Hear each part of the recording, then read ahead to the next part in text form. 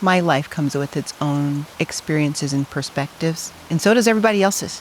I think of the way that I want to offer the things that I've learned and explored, and how I would like folks to take that in and listen to it. But at the same time, the opposite, the reciprocity of me willing to learn so many others' experiences, because mine is one, the others are innumerable, that can help us to understand what people care about, how they think, the ways that they want to be part of solutions. What I can specifically learn by listening closely to other people's experiences, their thoughts, their ideas, and let those be something that helps me change and mold the way I see the world. So listening is a form of energy that can be accessed by everybody if we just make sure we give ourselves space and time to listen carefully to what others are saying and be willing to be changed by it. The biggest changes that occur are because of what changes in society, but what also changes and what we learn about these landscapes, about the sociology, the ecology, the biology. We've never known more about the natural world from a scientific standpoint. We've really never known more about the social world, of human interactions.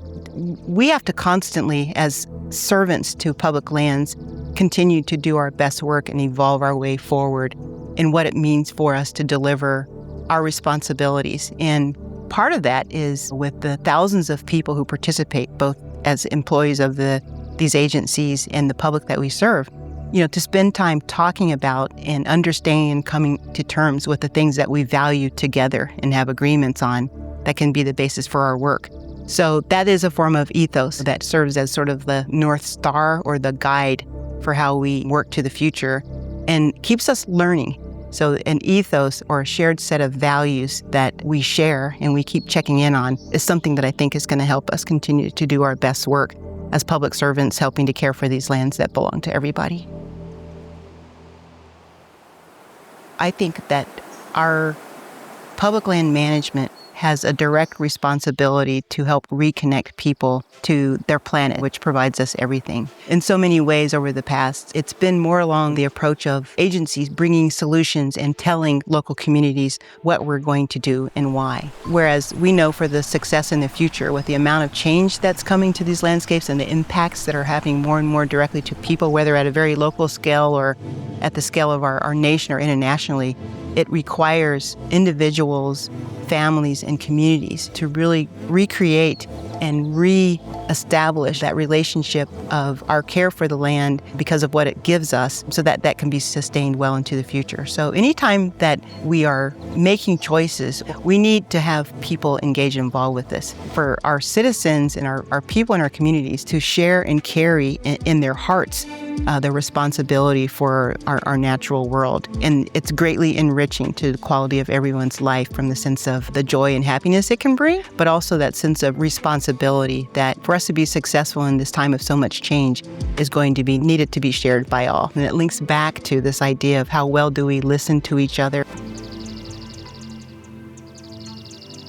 One principle that's really hit me in the heart, this idea of respecting the voices and perspectives of everyone, suspending my judgment of what I think the solutions are. I have two of many things that I'm optimistic about when it comes to the future of the conditions of our land, our people, and how we work together to conserve them. The first one is that our natural world is full of surprises and things that we don't know. Whereas this world, this creation of ours, it's been through so much more than what we're going through right now. So I am optimistic about what will be revealed and what we can learn from. And not every change is going to be a disaster. The other thing I'm optimistic about is the spirit of people in the most challenging of times. The sense of connection and compassion and love that can flow through people and among people is something that is part of the way that we preserve ourselves as humanity. And I am very hopeful and optimistic. I really am.